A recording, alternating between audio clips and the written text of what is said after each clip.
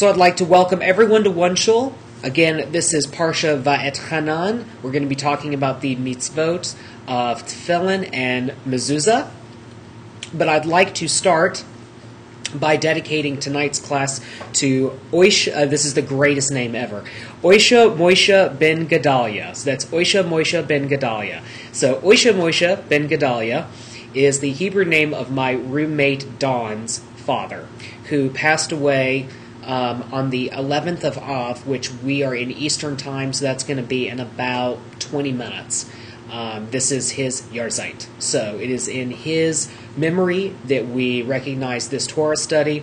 And on a personal note, I want to talk, this is completely off topic, but I want to talk about this. When we think about the idea of resurrection, it's something that has been sort of owned by the Christian community. But really, Jews are the ones who came up with the idea of resurrection. And tonight, we are practicing resurrection. We are taking part in the resurrection experience. And how do we do that? Well, we've done that through Oisha Moshe ben Gedalia. And the reason why is that sitting next to me on my right, which you can't see it, are a stack of books. And about 3/4 of the books in the stack were owned by Oisha Moshe ben Gedalia. He gave them to my friend Don, and Don lets me borrow them for the work that I do with One Shul and PunkTorah, as well as for rabbinical school. So had it not been for Oisha Moshe, I mean, obviously my friend Don wouldn't be around, but we wouldn't have this community. Because we wouldn't have these resources. We wouldn't have this great Jewish library. Did Oisha Moshe ben Gedalia know that because of his life and his love of Jewish learning, that he would help to inspire an online Jewish community? Maybe not. Probably not. Absolutely not. But he did. So Oisha Moshe ben Gedalia is part of our community. And he's here with us right now. And that's what I think the idea of Olam Haba and the future resurrection are all about. That even right now, even today, we are nowhere near the idea of the Messianic age. We're nowhere near a place where the lion will lay down with the lamb and where the righteous will again live on earth.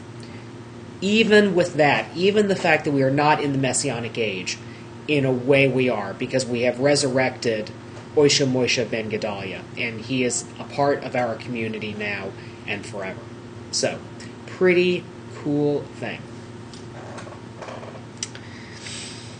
Baruch atah Adonai Eloheinu melech haolam asher kedeshanu b'mitzvotav v'tzivanu la'asok b'divrei Torah. It is a blessing from God that we should get the opportunity, that we should have the opportunity, I said my grammar correctly, to read and study Torah. So, the notes for the class are in the chat room, Tefillin and Mezuzot, Parsha Va'etchanan. I will post it one more time here. You can go on ahead and have those available as well. Make sure to open them in a new window. Now, we're going to go over a lot of material tonight. We're going to talk about 2 mitzvot that are very central and visible in Jewish life. Now, there's a lot of ways in which people get confused and they have trouble with these 2 particular mitzvahs. So I want to impress upon you something very important, which is ask questions. Ask questions. Ask them in the chat room. If you're not in the chat room, log in. Log in with your Facebook or your Twitter account, or you can log in anonymously. But please do log in and ask questions, because things like how do you wrap the leather around the finger, and what's the proper way to put the mezuzah up? These are questions that people have. If you ask these questions, if you don't get the answers that you need and you need clarification, you may be asking a question on someone else's behalf. Because a lot of times people are afraid to ask questions. And I want you to ask questions. And if you see something that doesn't make sense, or it seems screwy, or you learned one way to do it that's different than the way I'm showing you how to do it, hey, that's what we're here for. So let's do a quick poll of everyone in the chat room. For those who are comfortable mentioning it, how many people have experiences with laying tefillin putting on tefillin, wrapping tefillin, whatever term you use, and affixing mezuzot. So what, if any, experience does anyone in the chat room have tonight? So Michael's our first person to comment, yes and no. So yes to tefillin, no to mezuzot. Okay. Sarah has mezuzot up in her home. Okay, so we have some mezuzah people. Okay, Tamara is the opposite of Michael, so we have a no and a yes. All right, so we're starting to get some feedback here. I like this. Mikey the Weasel, that's an awesome name. Mikey the Weasel has 6 mezuzot and occasionally lays tefillin. These are not right or wrong questions, by the way. I'm just trying to get to know everybody, and we can be a community together. That's what it's all about. Menachem, yes, I lay tefillin and have mezuzah. Okay, beautiful. So lots of different mixes here. So we have people who have experience with both, one or the other, things like that. So glad to see that we have that diversity, because that means that we all have something to bring to this conversation, because we all have different experiences. Now, my personal beef with Jewish education is that it's too overwhelming. There's too much to learn. You never feel like you'll learn enough. And I'd love everyone's opinion on this. Do you feel sometimes like Judaism just takes too much knowledge? Because I feel that way. Now, maybe it's because I'm in rabbinical school, so I'm like, lashing out against what I spend so much time doing. But, Charles says, yes, I never feel like I know enough. Okay? Yeah. No matter how much he learns. Okay? Great point. Tamara, same comment. Yes, and I often feel inadequate. Wow. Isn't it wonderful when your religion makes you feel inadequate? Sarah loves that there's always something to learn. And Brian is repeating that, the quest for knowledge is never ending. And Menachem says it's a constant challenge. Okay, so great stuff here. We're getting some great feedback. As Mikey says, layers of an onion, always something new. All right. So since I have power of the Bima tonight, since I'm the one who's broadcasting, and hey, if you want to have power of the Bima, all you got to do is ask, and you can become a class leader or a prayer leader here. I'm going to start, I like to start every class with kavanot, with intention. So here's our kavanah, our singular kavanah for tonight. To learn the what, why, where, who, when, how, and how much. So who, what, where, when, why, how much. Those are all of the question words of mezuzot and tefillin without going overboard. Too much information is often confusing, and this is my other opinion. It prevents people from doing mitzvot. So here's a question I'd like to ask. How many times have you thought about taking on a mitzvah, but you kind of get into it and it's too complicated? So I hear this a lot with people with kashrut. They're like, oh, it's just, you have to have different meat and milk and Passover, and then you got to take them to the mikveh, and the mikveh's $75, and what if it's the wrong kind of mikveh? And then you got to toivel, and then you got to clean out all the oven, and what if I didn't clean it enough? And what if I want to bake a dairy dish in a meat oven? Well, how do I move it from dairy to meat and all that? And Sarah makes the comment, go vegan. Okay, well, but what about bugs, right? So we have to check for bugs. So there are from people that won't eat broccoli because you can't get the bugs, right? It's too much and it's too complicated, right? And there are times with different kind of mitzvahs. Okay, so I've chosen kashrut. What about nida? What about, well, for tonight, tefillin and mezuzot, or going to shachrit, mincha, maariv services. There's just too much, right? It feels that way sometimes. It feels really overwhelming.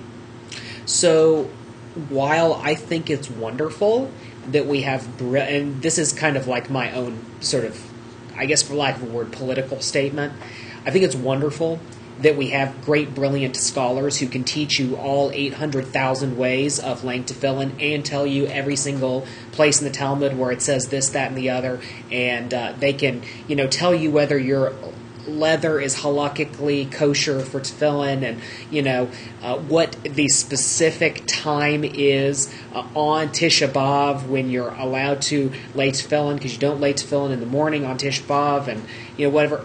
This is all wonderful stuff, but at the end of the day, it's leather boxes and a little piece of paper.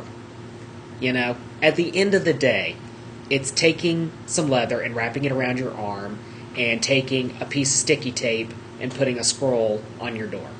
It's pretty basic stuff. And when we overcomplicate things and we confuse people, it makes it worse and it makes people abandon it. Great example, the many different ways that we have tried at One Shul to make the website better. So the goal is never to make it fancier. We never try to make One Shul fancier. We actually try to make it simpler. Because what happens, this will sound like it doesn't connect, but it really does. What happens if you study how people use websites, if they go on a website and one little thing is too tricky or they don't get it right the first time, it's called an abandonment rate or a ditch rate or a log-off rate is huge. I mean, if people have one little thing that they can't figure out, they'll just not go on the website, and they'll never come to you ever again. So we are always trying to make One Shul simpler for that very reason. And I think, to a certain degree, we have to do that with mitzvot as well. Jared makes the comment, intention greater than the action. Well, so some people would say that it's all about the action, and some people would say it's all about the intention. Can we strike a balance? Definitely. I think striking the balance is by making things simpler. So that's my opinion. Okay, so let's start with the what and the why. So that's where we get into Deuteronomy.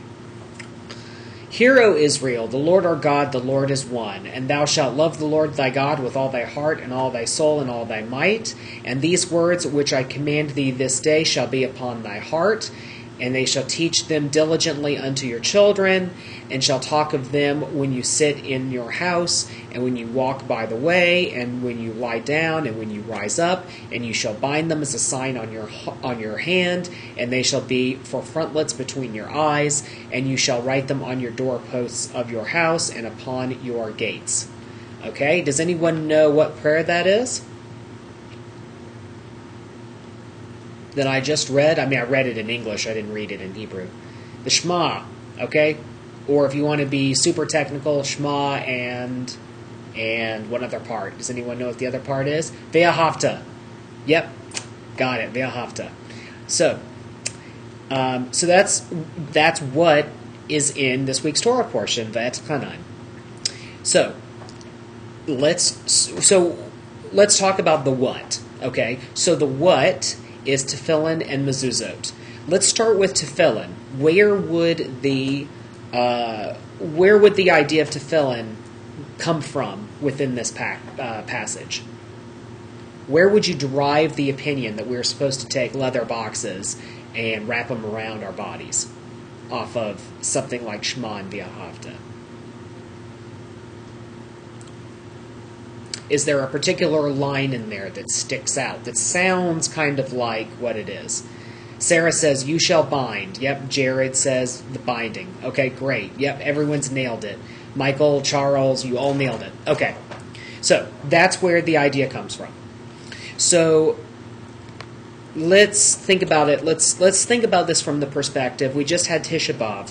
Let's think about this from the perspective of Jews who have experienced Tisha B'Av and have experienced this kind of exile. So you have the Pharisaic party, the rabbinic party, and you have the Sadduceic, the temple priesthood.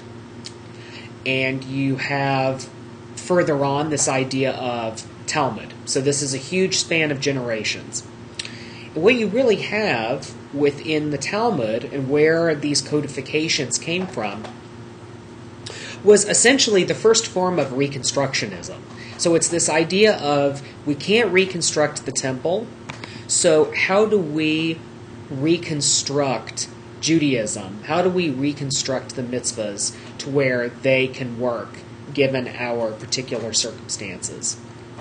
And so in this case, that's where we derive these blessings from. So what about Mezuzot? Where do we find the idea of Mezuzot in this in the Shema and V'ahavta? So we know that Tefillin comes from the binding on your hand and the frontlets, which is basically this space right here. And Mikey nails it. I keep wanting to. Your name on the chat room is Mikey the Weasel, and I feel weird calling you Mikey the Weasel, but you're called Mikey the Weasel, so there you go.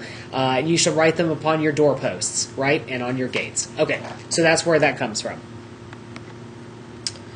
So that's basically it. That's the what behind all of this. You know, what do we do? Lay tefillin, and it says so, and that's the why. But ultimately, all of this comes from one thing. How do we know? How do we know that this has to do with some sort of doing action, right? Because, as an example, the Karaites don't agree with any of this.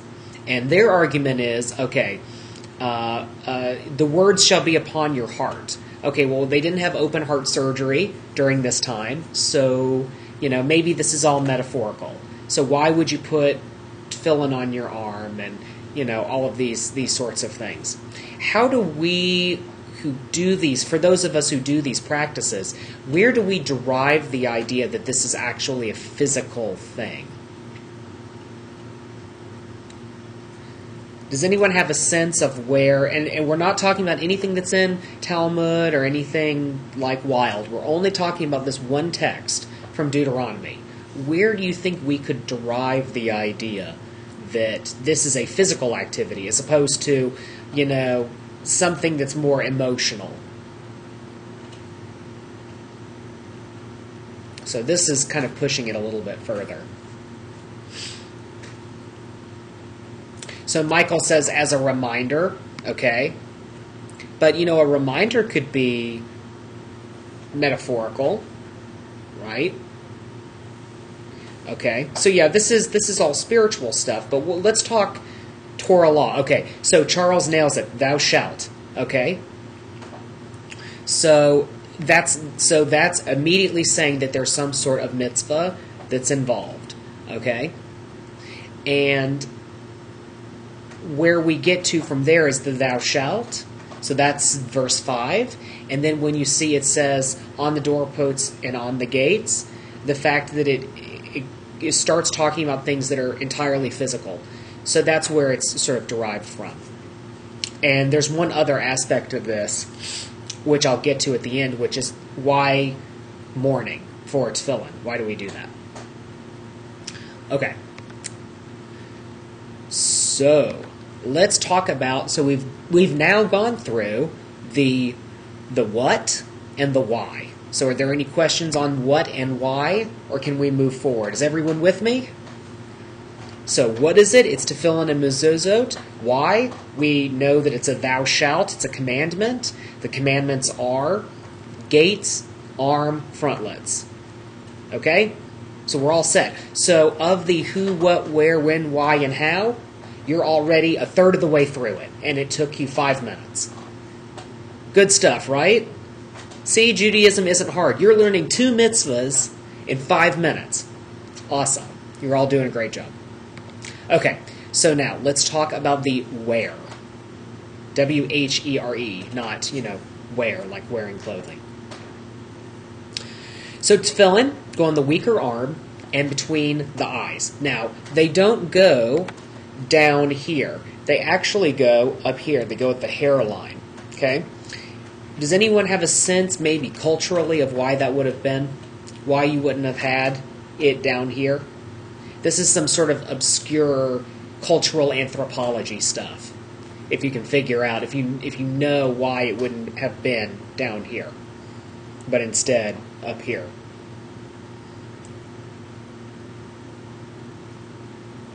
It has something to do with a prohibition. I'm gonna try to not give it away. It's about a prohibition that was about something that was idolatrous, and it's something that I personally would be accused of. Mikey, as to not block vision. That's possible. I wouldn't doubt that. Judaism is very practical, so that may very well have something to do with it. That wasn't my train of thought, but I wouldn't discount that.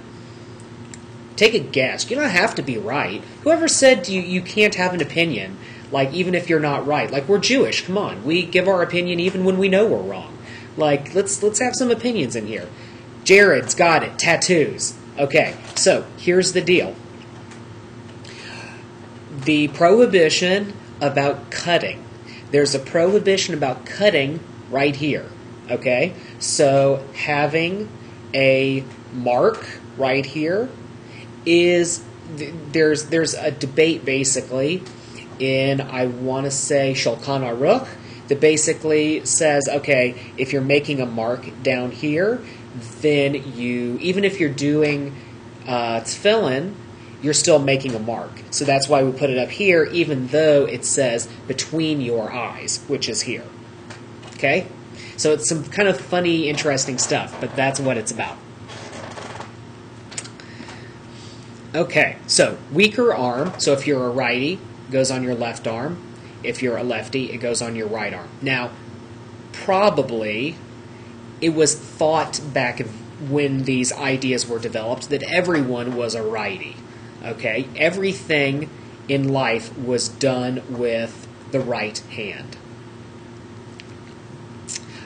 So we have a couple of questions here.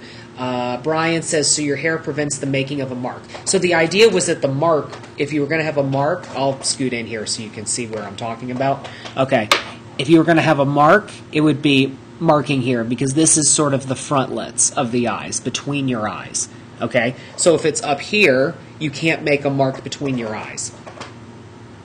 It would be kind of like someone saying, I don't know, don't take First Avenue to the grocery store.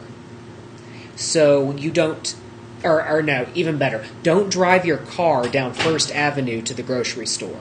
Okay, so what do? You walk on the sidewalk instead.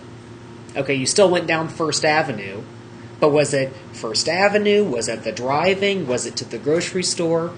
You found one opinion.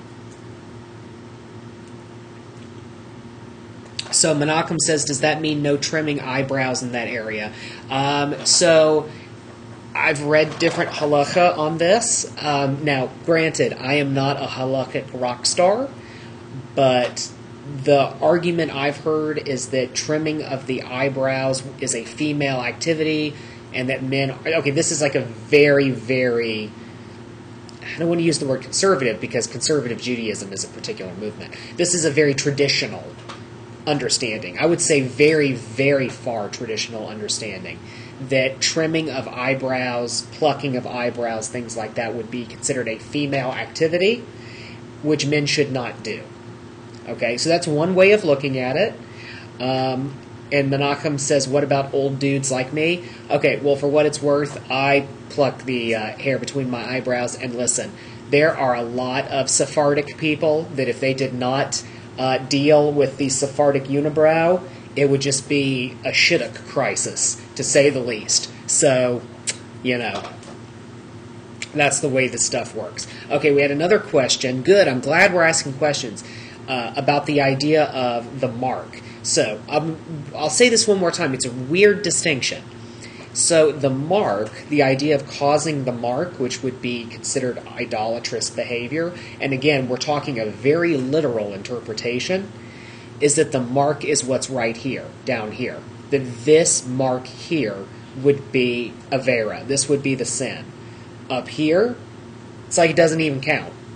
You could chop right here all day. Well, you couldn't, but basically the idea is that the actual what you're doing is you're basically putting a fence around the Torah. So it's the idea of, if we can't mark here, then we're not going to put our tefillin here, because it's like that much safer. Does that make sense?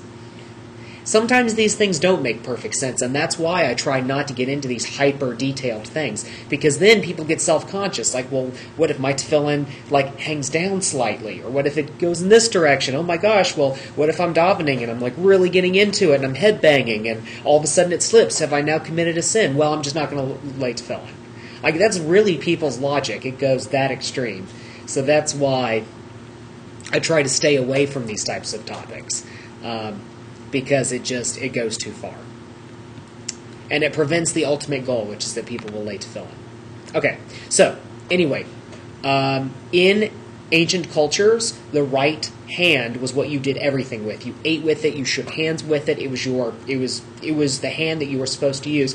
Even until recently in America, there was a weird thing in school systems about left-handed people. So my brother is left-handed, and he was taught to write with the right hand because the right hand was proper. The Jewish Daily Forward in the 1800s, the early 1900s, when immigrants would come from Eastern Europe, Jewish immigrants, they used to have basically an article in the forward that would teach you basically acculturation skills. You would learn how to be more American, and one of the things they taught you was to eat with your right hand. So there's been this cultural thing about the right hand for so long, which is why traditionally you lay with the left. Now, that changed over time to be the sort of weaker arm. Menachem makes the comment of toilet issues as well. Absolutely, yeah, so that's another reason. So, anyway, that's what that's about. Mezuzot. Okay, so mezuzot go on the doorposts. That's been expanded to include archways. So it's archways into rooms where you eat or sleep. So that's why you'll have them on a bedroom door and on a front door and on a back door. Some homes you go into where they have lots of archways, you'll see multiple mezuzot. So as an example, a rabbi that I know in Long Beach has one of these very California-style homes where it's like everything's open, but he's got these like random archways everywhere. And he has mezuzot. Like basically, it looks like he has mezuzot in the middle of his living room. And it just completely throws you off. But it's there because definition of, a doorpost becomes an archway, becomes a place where you need a mezuzah. Most homes you go to, you're only going to really see them on the front door. In different apartments that I've lived in,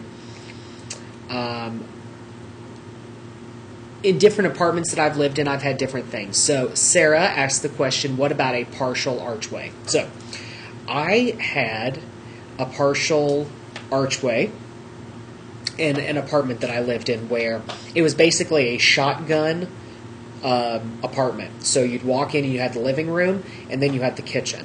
Okay? Now, it's not a true shotgun. It was basically a shotgun cut in half. So you'd have living room, kitchen, and then there was a door for bedroom, bathrooms. The bathroom, there was only one bathroom, and that was the bathroom for anyone that needed to be there, but you had to go through the bedroom to do it. Now, I had this weird archway thing that just kind of stuck out, and it didn't make any sense that it was there, but it was because one room was bigger than the other. I guess the living room was bigger than the dining room. So it ended up just being this random thing. I put one on there. I made that choice. Here in the apartment that I live in now, we have, let's see. So we have mezuzot, I guess, going everywhere except the kitchen. There's one archway, partial archway, where we could have a mezuzah. And it's an archway that goes towards a bathroom and then another bedroom. So I guess in theory we could. I don't think we do. No, we don't. Okay. So, again, you kind of have to make up your own mind on that one. Again, this is another one of those things where people make way too much of it. Put a mezuzah up, and you're okay, right? In terms of like, well, what if I don't use that door? What if I do use this door? Again, I'm going to stress, just make up your own mind and do what you think is right. I mean, that's really the best thing you can do. There are some, literally, it's Rabbi, Cohen says this, Rabbi Abram says that, and they completely disagree with each other, and both are valid. Is it, it's like anything else in life. Is it good to give $1 to a homeless person? Well, what if he's going to spend it on drugs? Right? Like these are these kinds of arguments we have where there's really no perfect answer. So, important thing is that you're doing it. And that you have the rational faculty to figure out how you're going to do it. Okay, so let's talk about the big issue. Tefillin and women. Okay? So this is a tricky thing. Tefillin, traditionally, any male bar mitzvah age or above. And there's actually a custom that tefillin are given to bar mitzvah boys at their bar mitzvah, that a boy or a young man, I guess at this point, would actually lay tefillin during the bar mitzvah, things like that. Now, I don't want to get into all of the politics of it, but here's two sides. Women are exempt from time-bound commandments according to the Talmud. But women are not exempt from lighting Shabbat candles, which is somewhat time-bound. Not exempt from tefillah, so actual praying. Women are not exempt from Mezuzot, which technically has a time bound to it, and I'll explain a little bit later. And women are not exempt from Nida. I mean, that is the female particular mitzvah, and that is somewhat time bound as well. So this question of what is a time bound commandment, and also what is the nature of being exempt. So if you are exempt from something, does that mean you shouldn't do it? So here's the traditional argument. The traditional argument is women are exempt from laying tefillin. Therefore, you only see men wearing tefillin. With me so far? Women are exempt from wearing tefillin. Therefore, you really just see men wearing tefillin. Okay? But here's the question. Over time, if men are the only ones wearing tefillin, are tefillin, therefore, a male garment? That's the trick. That's where people start to wonder, like, okay, if women are exempt, men are only ever seen wearing them, therefore it becomes a male garment, therefore women can't wear them. Okay? So that's kind of the argument that's made. And then it always reverts back to the idea of time-bound, women being exempt from time-bound commandments. Okay, that's one argument. Another argument is, just because you are exempt from something doesn't mean you can't do it. So, this is not a mitzvah, but it's a silly example and it works. I can eat all the diabetic chocolate that I want. I can eat diabetic chocolate in any quantity. I can go to the store anytime I want to buy diabetic chocolate or sugar-free chocolate, whatever the term you want to use. And that's perfectly fine. I can do whatever I want as far as diabetic chocolate. I am not required to eat diabetic chocolate because, thank God, I'm not a diabetic. Okay? So it's a question of, should I eat diabetic chocolate? And that's kind of the argument that people use when it comes to egalitarianism and tefillah, and the idea that women can lay tefillin. So, and then you get into all these things about minhagim, like does tradition become law? As Menachem is saying here, the customs of your congregation, lots and lots of different questions here. But that's the basic argument. You have to decide how you feel about that. Mezuzot, much easier, far less political issue. Mezuzot, any Jew residing in a place for more than 1 month. And that's it. It's that simple. If you're going to be in a place for more than 30 days, you are bound to Mezuzot. And, an interesting thing I read once in Code of Jewish Law is that you don't actually take down the mezuzah.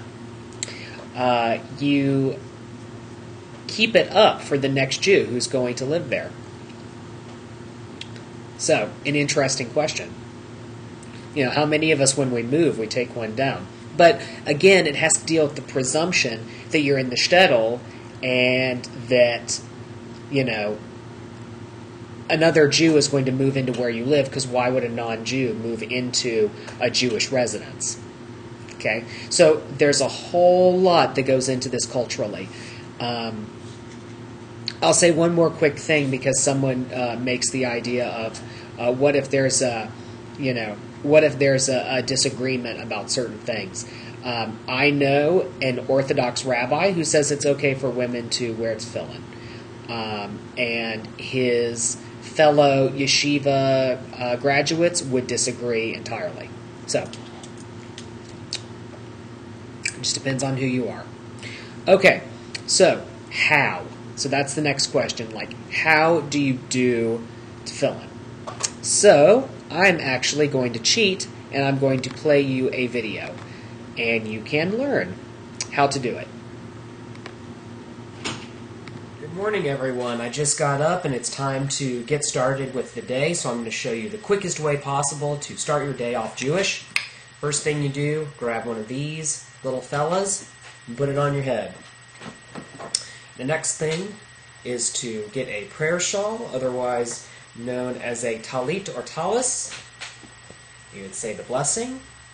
Baruch atah Adonai Eloheinu melech haolam asher kiddushanu b'mitzvotav v'tzivanu lehitatef b'zitzit. And put this on there. The next thing is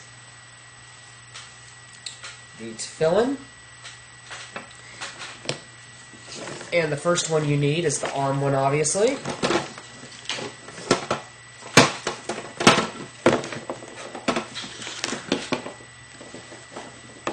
Okay. So, have it pointing down like that. And get it up on your bicep there.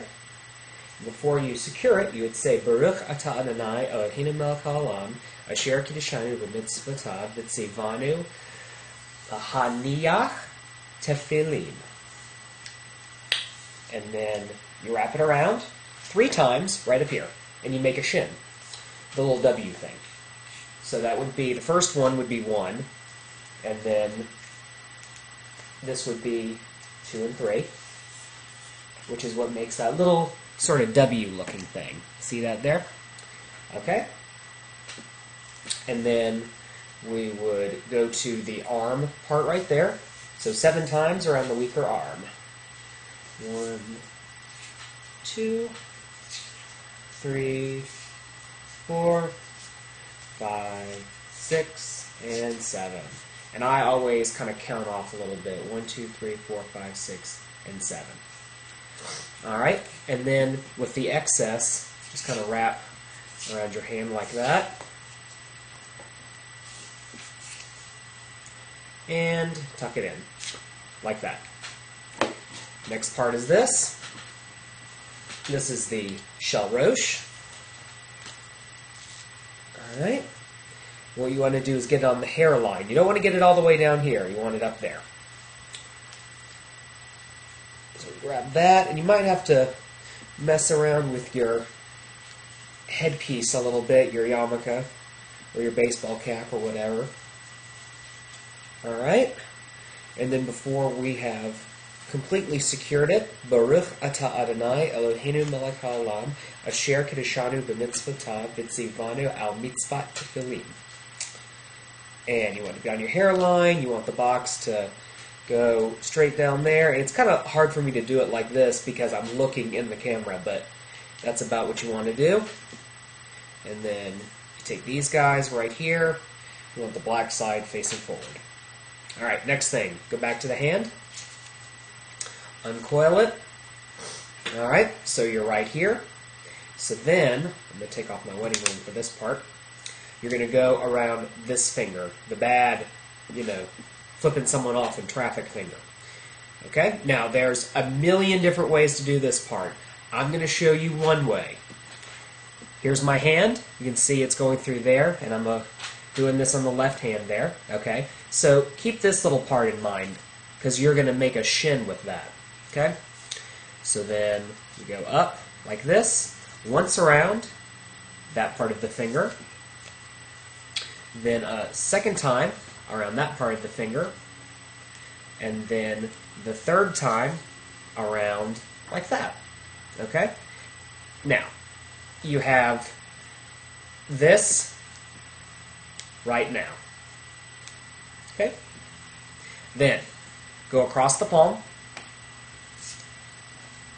So now you have a little V thing. And now you have chin. And then you just wrap around like that. And take the excess and tuck it under like that. Okay? So that's one way to do it. I'll show you a couple more actually, since we have an extra 15 seconds. Like that.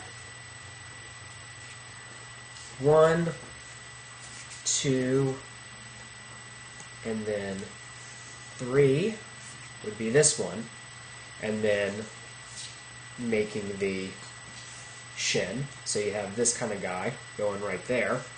That's another way of doing it.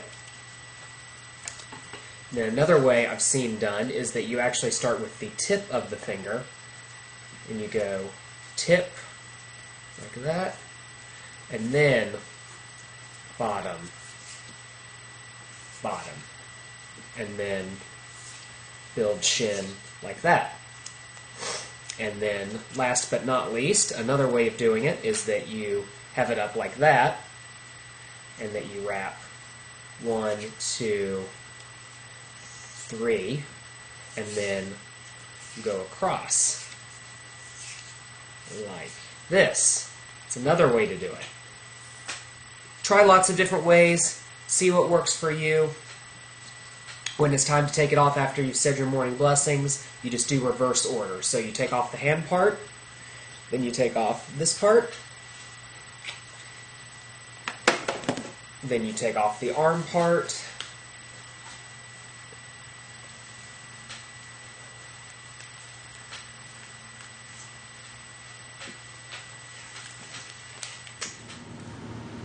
and there you have it. That's how you do it. Any questions? Anyone want to know more about that? Because the mezuzah part is, frankly, the easiest part. So if there's any more questions that my earlier video did not cover, let me know here. I'll show you real quick. So different tefillin come in different sizes. So this is a bar mitzvah size. You can see it's a little bit smaller. And one comment that I get a lot from women who want to lay tefillin is that tefillin is too big. So I recommend actually, if you're a smaller person, or let's say a woman, you have smaller features, get the bar mitzvah size. And that's okay. The video is still in the video archive. And I will send it to you, a direct link, Menachem, if you email me, patrick@punktorah.org. And Mikey says, I'm very touched that your Havath Yisrael is so great you teach this. Well, thank you very much. I mean, here's the thing, though. It's not about me. It's about you. You matter, right? You're here, and that's why I'm here. That's all it is. We're a big community, and Mikey, I want you to teach something. I want you to lead a service, or a class. You're just as smart as I am. I am no smarter than anyone else in this room. I can positively guarantee you. It's just like going to an auto mechanic. Is the auto mechanic smarter than you are? Okay, they know how to fix a car. And that's great, totally, if they went to your job, could they do it? No. So who's smarter? We all have different talents. We all have different skills. And when we use them in the service of others, that's when we're doing our best. Menachem, do me a favor. I I don't think I will have the ability to email you when I should, so do me a favor, send me an email. That way I'll have your email address and I can put it in my contact info. That'll make me getting you that video link, or anyone else who'd like that video link, a lot faster. Just send me an email, patrick@punktorah.org. It really helps a lot. Hearing from you guys via email is the best thing in the world. If you message me on Facebook or on YouTube, things like that, it will go down a black hole and never exist. So email me. Always email me. And I'll get back to you within a day and a half, generally speaking. Okay, so it seems like tefillin we got covered. Okay, the how of mezuzot. Okay, so here's a mezuzah. If I can get it out of the plastic bag that I put it in. So, pop quiz. Is this a mezuzah? Is this thing... Actually, this is the way it goes. Is this thing a mezuzah? Michael says no. Michael, why is it no? Yep, you all nailed it. Because this would never be ever considered a mezuzah. Because this is the mezuzah. This scroll called a klaf. That is the mezuzah. This is just the case. Okay, so different mezuzot are made in different ways. This one has nail holes in it. So what you do is you take the scroll, this thing right here, and you just put it in this hollowed out area like this. Just like that. And then it's going to go against your doorpost like so, and you would just nail in right there. A lot of people use double sticky tape stuff. I think that's the easiest way to go, and I think it's frankly the best way to go. The nails, I think that it's a pain, but I really liked this design, so you suffer through it. So it is within the upper third of your doorpost. You don't have to measure it; you can eyeball it. You say the blessing, and literally what you do is just stick it on. So if you have one of these. If you have one of these mezuzot that have nail holes, what you do is you go on ahead and put the nail through, and you just kind of mark with the nail where it's going to go, and it really helps to have someone hold it up for you. And then once you finish the bracha, you start with the mitzvah. That's the way it always works in Judaism.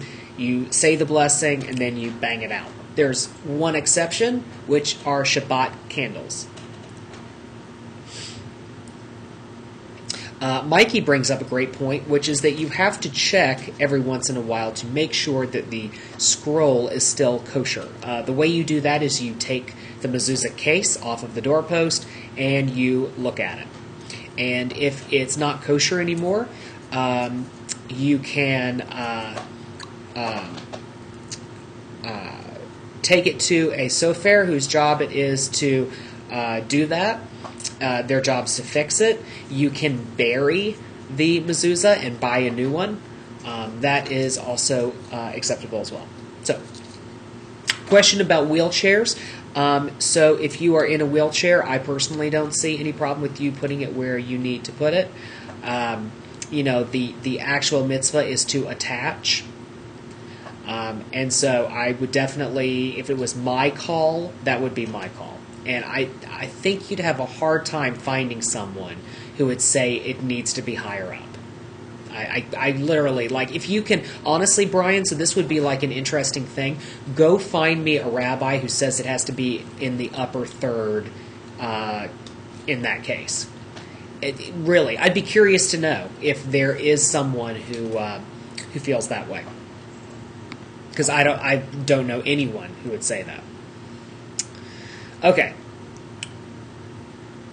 So the next question is how much or how often, okay? And then we'll be done. So you're almost done and you've learned 2 mitzvahs, so this is great. And it's like 2 complicated mitzvahs too. This wasn't like some wussy thing. Like this was hardcore stuff. So tefillin, Sunday through Friday. Morning time, before afternoon. Different communities have different customs about what afternoon is. There are little widgets online that will tell you, based on your zip code, what time is appropriate. You have to use your best judgment on that one. Most common tradition is, at least in progressive communities, is that you put your tefillin on in the synagogue during the Shachrit service. If you're davening alone at home, you would put it on alone at home. Another question I get asked is, what if you shift sleep? So, as an example, what if you work nights and you sleep during the day? Some people will say that you can wake up and put on the tefillin before noon and then go back to sleep. There are some people who say that the most important thing to do is put it on in the morning. The idea of it being in the morning is derived from a very small line in the Via Havta where it says, when you rise up. So in the Torah, there are no punctuation marks. So this literally would read, let's see, let me find a place to start. And when thou liest down, and when thou liest up, and thou shalt bind as a sign. Okay, so it all reads as one long line, and so that's where the rabbis inferred that it should be a morning thing. Again, I think you should just do what you think is right. Morning, if morning for you is evening, okay, sure. If it were up to me, I think what I would do is I would lay tefillin before I went to bed. That would actually be my decision, and the reason why I would do that is to connect the tefillin to the Shachrit service. You can go to sleep after you've done Shachrit. That's perfectly fine. Just because it's when you rise up doesn't mean you have to, stay awake. It doesn't say that anywhere.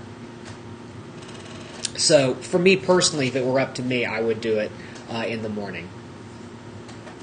And as Jared and several other people have pointed out, when it was written, there was no reason that you would wake up at any other time. So, these are all valid points. The earliest you would wake up during this time is if you were, the butcher, the baker, you were a dairy farmer. That's when you would wake up. Those were the people that woke up the earliest. Okay? Mezuzot, one blessing covers the whole process. So if you're moving into a new home, you say the blessing once, bam, bam, you can go through your whole home and do all of the mezuzot at once. And actually, I think that's kind of a fun party. Like, have a housewarming party and invite everyone over to be a part of your mezuzah affixing. Now, if you need tefillin or you need a mezuzah and you would like some help finding one in a particular style, a particular way, whatever the case is, send me an email, patrick@punktorah.org. I will do everything I can to help you find one that meets your particular circumstances. Different people have different things that they need, stuff like that. So I want to try to help. And no judgments, no criticisms, no nothing. So just send me an email, patrick@punktorah.org. Again, a day and a half to 2 days, that's my window that I'll always message you back in. It would be crazy if I emailed you any later, unless you email me on the weekend. I generally don't check email except on Sunday. So if you email me Friday afternoon, you're not getting an email till Sunday, and you'll just have to suck it up. But if you email me during the week, you'll hear back from me really quick. So if you need help with either of these mitzvot, if you have any more questions, you can always email me. I'd love to help you with any of your Jewish needs. Again, we need you to volunteer. I almost don't want your money. I just want your time, because that's so valuable. It's so valuable if you can teach a class, and it doesn't have to be some deep halakhic thing. So let's look at all of the great talent that we have here at One Shul. Sarah Bas Avraham is going to be teaching, actually this class coming up next week. Going to be teaching the Torah portion. Let's see, who have we got here in the classroom? Tamara is helping us with some really great stuff on Jewish children's books and movies. She works in a library, and she's been sending me these lists, and we've been working on developing a class on this. So that's a talent that Tamara has that we're grateful for. Let's see, who else have we got in this chat room that I can pick on?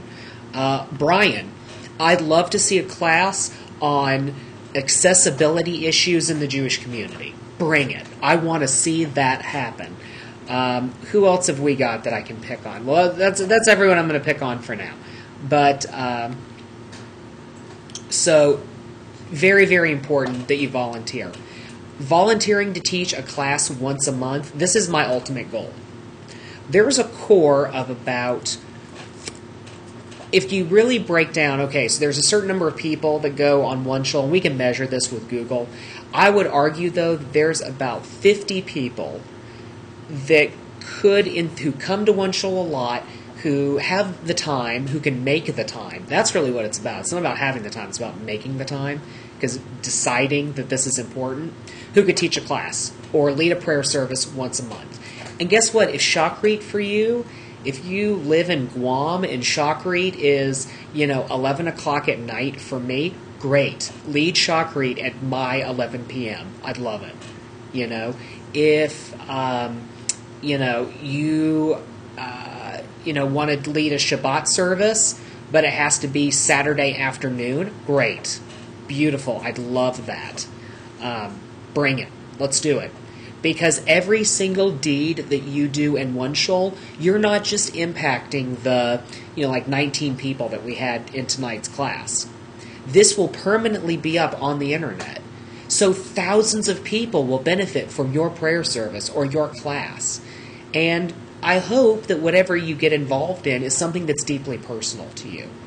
For me, it's about making mitzvot accessible and having a pluralistic conversation about mitzvot. Pluralistic means orthodox, it means conservative, it means reform, reconstructionist, secular, renewal, everything in the middle, and all of the different galaxies of Jewish identity that we all have. That's what pluralism is to me. Pluralism is the fact that in this classroom, we have all kinds of different spectrums of gender identity, sexual orientation, racial, ethnic, cultural background, religious background. Some of us are, adopted the Jewish faith. Some of us were born into the Jewish people.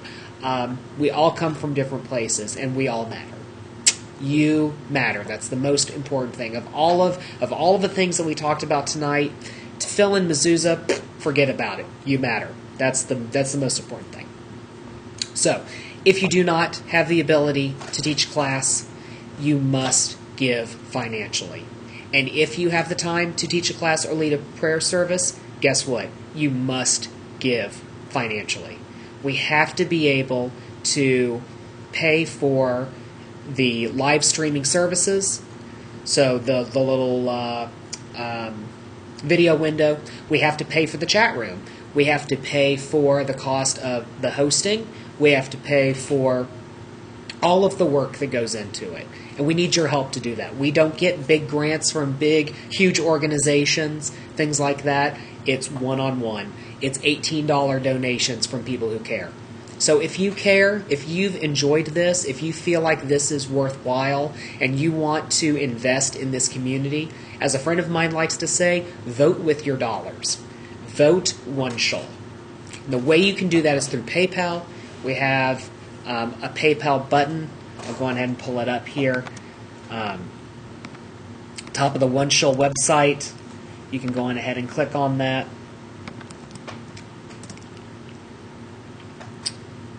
So, fantastic way to help.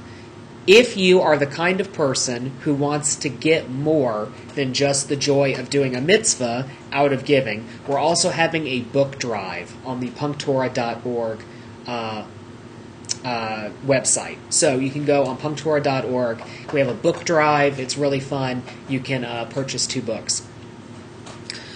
Michael, yes, currently you have to have an account with PayPal, but you don't have to give only through PayPal. So if you click on Support One Shul, our address is there. You can give with a check.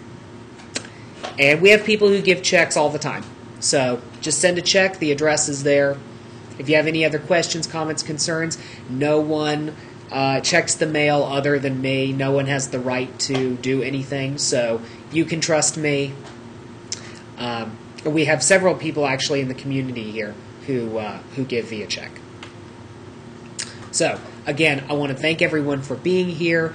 My tradition is that I stay online for about 10 minutes after class, so if you have any more questions you want to chat in the chat room, I won't be broadcasting, but I will nonetheless be here. So if this is the last time that I see you for the week, I hope you have a wonderful week, and I will see you next week for our next series of classes. Take care.